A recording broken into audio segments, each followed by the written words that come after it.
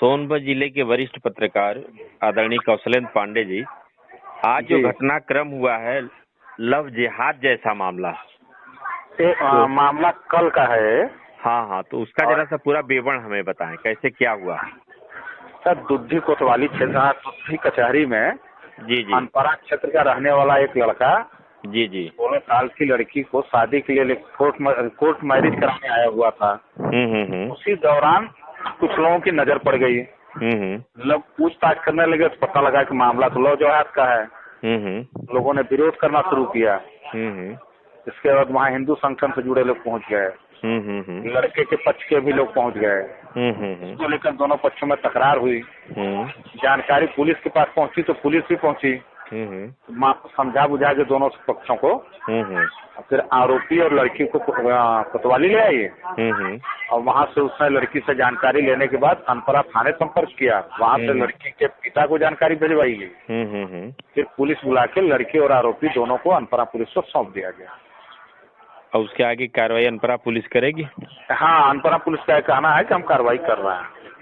अच्छा, इसमें कुछ वैधानिक बातचीत हो जाए हमारी आपकी जी, कि जब पहले से कानून यह है कि लड़की की उम्र 18 साल और लड़के की उम्र 21 साल, जो वर्तमान का कानून बताता है। हाँ जी। जबकि इसमें बात आ रही है कि लड़की की उम्र 16 साल है। हाँ, तो वैसे अवैधानिक है। तो अवैधानिक है, तो इन स्थितियों में क्या कचहरी में जब जो लोग विवाह का पंजीकरण कराने के लिए जाते हैं या जो लोग इसमें इन्वॉल्व होते हैं, अब तो शादी की उम्र भी 21 साल हो गई ना। हाँ, अभी वो विचाराधीन है कानून। हाँ, विचाराधीन है, लेकिन पूर्व के जो कानून है 18-21 का अभी चल हाँ, रहा है। 18-21 का चल रहा है। तो जब विवाह पंजीकरण कराने के लिए लोग पहुंचते हैं कोर्ट में, ऐसा है, सोनभद्र में बेसिक प्रॉब्लम है, लोग समझते नहीं है। यहाँ कोर्ट मैरिज नहीं होती है, तो यहाँ शादी का रजिस्ट्रेशन होता है। हिंदू विवाह अधिकारी नहीं बैठता ना यहाँ। हाँ, विवाह का पंजीकरण कोर्ट में। हाँ, एग्रीमेंट एक तरह से विवाह का करार। हाँ, वो पंजीकरण बोलते हैं उसका। विवाह आप कहीं अन्यत्र करेंगे, चाहे मंदिर हो, मस्जिद हो, गुरुद्वारा हो या फिर आर्य समाज से, किसी भी पद्धति से आप विवाह पहले करा लेते हैं, उसके बाद आप कोर्ट पहुंच करके वो नियमावली विवाह पंजीकरण ही बोलते हैं उसको। उसको विवाह पंजीकरण बोलते हैं। मगर यहाँ कुछ लोग करते क्या हैं कि उसको, क्योंकि यहाँ विवाह अधिकारी सोनभद्र में बैठते नहीं। जैसे कोई एग्रीमेंट नहीं होता है सब रजिस्ट्रार दफ्तर में, उसको शादी के नाम पे एग्रीमेंट करा लेते हैं। या उसमें आधार कार्ड या उस तरह का कोई स्कूल का सर्टिफिकेट लगता नहीं। अच्छा, अभी इसका उसमें प्रावधान नहीं है। कोई एग्रीमेंट कराते हैं ना, सिर्फ करार करा लेते हैं। एक रसीद स्टाम्प पे लिखवा लेते हैं शादी के लिए हम लोग शादी का करार कर रहे हैं। उसकी आड़ में भी कई शादियां करा दी जा रही हैं यहाँ। कुल मिला करके लड़का लड़की और गवाह, हाँ, गवाह मुख्य रूप से इसी को शामिल करते हैं। जबकि उसमें प्रमाण पत्र इत्यादि या आधार कार्ड इत्यादि रहे तो आना चाहिए। शादी के लिए नियम है कि लड़का लड़की दोनों के पक्ष का एक व्यक्ति होना चाहिए। लेकिन इन सब चीजों की अनदेखी की जाती है, जिसकी वजह से इस तरह की समस्याएं बढ़ जाती है। जी। निश्चित तौर पर सोनभद्र जो अत्यंत पिछड़ा क्षेत्र है, जहां पढ़े लिखे लोगों की संख्या भी ग्रामीण क्षेत्रों में कम है, ऐसी स्थितियों में लोगों को यह चाहिए कि कुछ भी करें तो वे नियम कानून का ध्यान रखें और विशेषकर नियम कानून का ध्यान रखे और ऐसे मामलों पे भी नजर रखे। और लड़कियों पर भी नजर रखे। मतलब हमारी लड़की ठीक है, हम कहीं से नहीं कर रहे हैं कि लड़की लड़के में कोई भेद या कोई चीज हो। निगरानी जरूरी है, चाहे लड़का हो चाहे लड़की हो।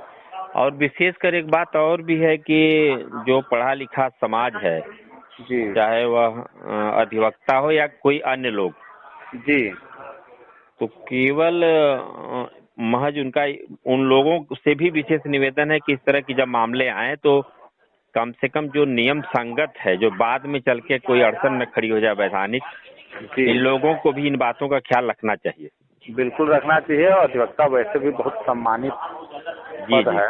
पेशेवर पेशा, मतलब पेशेवर जी सम्मानित पेशा है। हाँ। तो हम तो उम्मीद रखते हैं कि अधिवक्ता जिससे नियम कानून के पालन की अपेक्षा की जाती है। जी। तो हम तो चाहेंगे कि अधिवक्ता गलत काम न कराए। हाँ, उससे ताकि कम से कम समाज में सौहार्द का वातावरण और शांति व्यवस्था कायम रहे। जी जी जी। और एक पक्ष और भी है, जैसे कि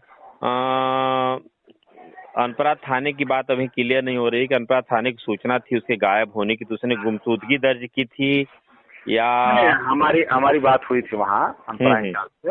उनसे कहा था गुमशुदगी नहीं दर्ज थी। तभी वो तलाश कर रहा था, तभी ये सूचना मिल गई। कुल मिलाकर के पुलिस भी बचाव में है। अगर गार्जियन ने उनको सूचना दे दी जी, तो मे बी ये भी हो सकता है कि गार्जियन ने किसी के ऊपर शक जाहिर किया हो, पुलिस उसको अवॉइड की हो सकता है, ये भी हो सकता है। और मान लीजिए अगर गार्जियन ने, बेटी के गार्जियन ने अगर इस तरह की शिकायत नहीं की तो भी पुलिस को गुमशुदगी दर्ज करनी चाहिए थी। नहीं, अब तो सब कुछ पुलिस के हाथ सामने आ गया था ना, लोगों ने पकड़ के सौंप दिया था। नहीं, जैसे मान लीजिए आज ये बात आई जी, दुधी कोतवाल ने कांटेक्ट किया अनपरा ने इस चीज को बताया जी, जबकि तरीका ये होना चाहिए था कि अनपरा पुलिस समय से गुमशुदगी दर्ज कर ली होती तो इसकी सूचना पूरे जिले में सभी लोगों को पहले से रही होती। शायद दोनों लड़की लड़के अनपरा के ही थे। वहाँ से दुधी की बहुत दूरी नहीं है।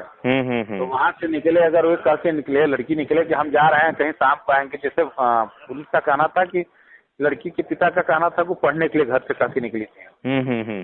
तो अब पढ़ने के लिए आदमी निकल रही है, स्कूल निकल रही है, कोचिंग निकल रही है, 2 घंटे 4 घंटे का वक्त लगता है। तो वहाँ से 2-3 घंटे में तो आ ही जाएगा आदमी यहाँ दूसरी। या यह भी हो सकता है कि पुलिस को सूचना रही हो, पुलिस से कोशिश की हो सकता है मिल जाए, पता लग जाए, वेट करती रही। हाँ, बिल्कुल हो सकता है। लेकिन हमको लगता है कि त्वरित गति से अगर पुलिस काम करे तो मान लीजिए सहयोग की बात है कि शांतिप्रिय लोगों ने पुलिस को खबर कर दी होगी या जैसे भी खबर मिली होगी। ऐसे मामलों में तो बिल्कुल कड़ी कार्रवाई होनी चाहिए, इसलिए भी होनी चाहिए कि ऐसे मामलों से सांप्रदायिक सौहार्द बिगड़ता है। हाँ, छोटी छोटी चीजों को लेकर के जहाँ लोग तूल दे रहे हैं, ऐसी स्थितियों में इस समय इलेक्शन का माहौल है, चीजें सेंसिटिव हैं। तो उसके लिए पुलिस का अलर्ट तो रहना ही होगा। हाँ, कुल मिलाकर के न तो गार्जियन को, न तो विशेषकर जो प्रबुद्ध वर्ग हैं जिसमें प्रेस के लोग हैं, अधिवक्ता समुदाय है और जिम्मेदार लोग जैसे पुलिस डिपार्टमेंट के लोग हैं, इन लोगों को त्वरित कार्रवाई करनी चाहिए। हाँ जी, त्वरित कार्रवाई करनी चाहिए। निश्चित तौर पर। ठीक है कौशलन जी, आपने पूरा घटनाक्रम बताया, इसके लिए आपको बहुत बहुत धन्यवाद। जी, प्रणाम।